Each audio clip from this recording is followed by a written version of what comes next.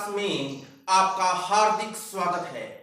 आज का हमारा विषय है अशोक मौर्य भाग 2। पिछली कक्षा में हमने अशोक के कामाशोक या चांडा अशोक से धर्माशोक बनने की बात की चर्चा की थी। आज हम बात करने जा रहे हैं अशोक की पत्नियों और पुत्रों तथा पुत्रियों के बारे में।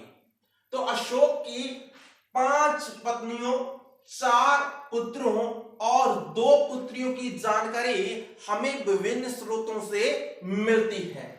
सिंहली परंपराओं के अनुसार विदिशा के श्रेष्ठी की पुत्री, जिसका नाम देवी था या इसे महादेवी भी कहा जाता है, यह अशोक की पहली पत्नी थी। उस समय विदिशा बौद्ध धर्म का प्रसिद्ध केंद्र था। तब देवी ने विदिशा में विहार का निर्माण करवाया था, जो कि सांची तथा बिलसा के स्मारकों में पहला स्मारक था। देवी को शाक्य कुमारी भी कहा जाता है। देवी को शाक्य कुमारी भी कहा जाता है, जबकि देवी के पुत्र का नाम महेंद्र और पुत्री का नाम संघमित्रा था। राजकुल से, जैसा कि पहले वर्णित है कि वह एक श्रेष्ठी की पुत्री थी, तो राजकुल से संबंधित नहीं होने के कारण ऐसा माना जाता है कि उसे पटरानी का दर्जा नहीं मिला था। अशोक की दूसरी पत्नी का नाम ऐसंदी मित्रा था, जो कि इसकी पहली पटरानी थी और अधिकांश समय तक इसकी यही महारानी रही थी। इसकी मृत्यु के पश्चात अशोक की तीसरी पत्नी तिष्य रक्षिता महारानी बनी थी। तिष्य रक्षिता ने बोधि वृक्ष को हानि पहुंचाई थी। इससे हमें इस बात का भी पता चलता है कि तिष्य रक्षिता बौद्ध नहीं थी। अशोक की चौथी पत्नी पद्मावती थी, जिसके पुत्र का नाम कुणाल था।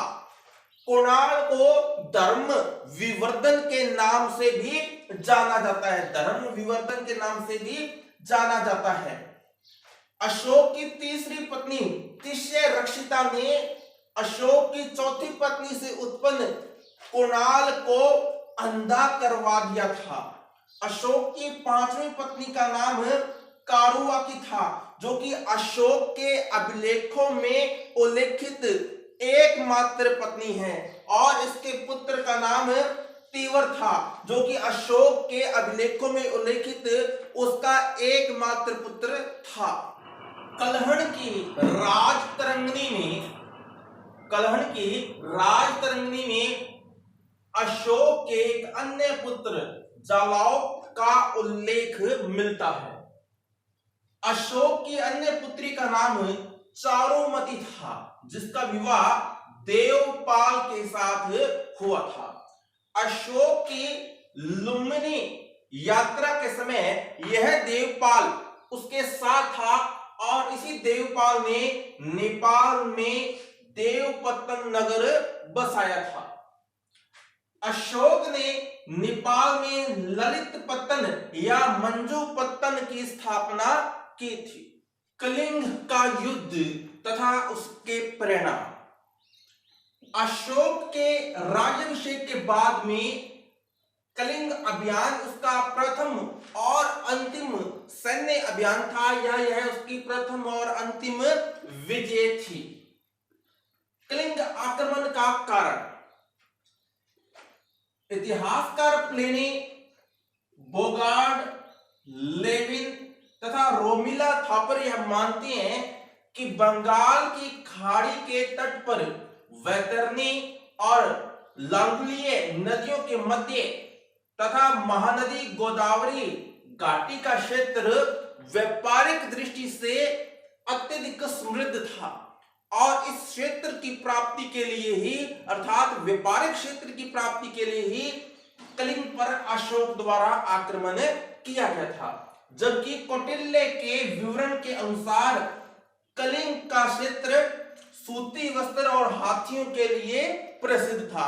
अर्थात अशोक सूती वस्त्रों से के लिए प्रसिद्ध इस क्षेत्र को प्राप्त करना चाहता था और वह हाथियों को भी प्राप्त करना चाहता था, इसलिए उसने कलिंग पर आक्रमण किया था। जबकि तिब्बती इतिहासकार लामा तारानाथ के अनुसार समुद्री लुटेरे नागाओं से मणिमुक्ताओं को वापस लाने के लिए, जो कि वह लूट कर ले गए थे, उनको वापस लाने के लिए ही कलिंग पर आक्रमण किया गया था। अशोक के राज्याभिषेक के 8वें वर्ष अर्थात 261 ईसा पूर्व में उसने कलिंग पर आक्रमण किया था। हाथी गुंफा अभिलेख से इस बात की जानकारी मिलती है कि उस समय कलिंग का राजा नंद राज था तथा कलिंग की राजधानी तोसली थी। तोसली का यूनानी नाम परथालिस है। कलिंग आक्रमण का उल्लेख अशोक के 13वें शिलालेख में मिलता है, जिसमें यह वर्णन है कि उस युद्ध में 1 लाख लोगों की हत्या कर दी गई, अर्थात 1 लाख लोग इस युद्ध के दौरान मारे गए और 1.5 लाख लोगों को बंदी बना लिया गया। इतना विनाश देखने के बाद अशोक का हृदय द्रवित हो गया और उसने अपनी विस्तारवादी युद्ध नीति का स्थायी तौर पर त्याग कर दिया। हेमचंद्र राय चौधरी लिखते हैं कि यहीं से मगध के राज्य विस्तार का वह युग समाप्त हुआ जो बिंबिसार की अंग विजय से शुरू हुआ था। सैन्य विजय तथा दिग्विजय का स्थान धम्म विजय तथा धम्म घोष ने ले लिया। हारने के बाद नहीं बल्कि सामरिक सफलता के बाद विस्तारवादी युद्ध नीति का त्याग करने का ऐसा उदाहरण भारत में ही नहीं पूरे विश्व में अन्य कहीं भी नहीं मिलता। भारतीय इतिहास में नहीं विश्व इतिहास में भी ऐसा उदाहरण नहीं मिलता और यह एक मेवा द्वितीयम घटना है। यह एक मेवा द्वितीयम घटना है।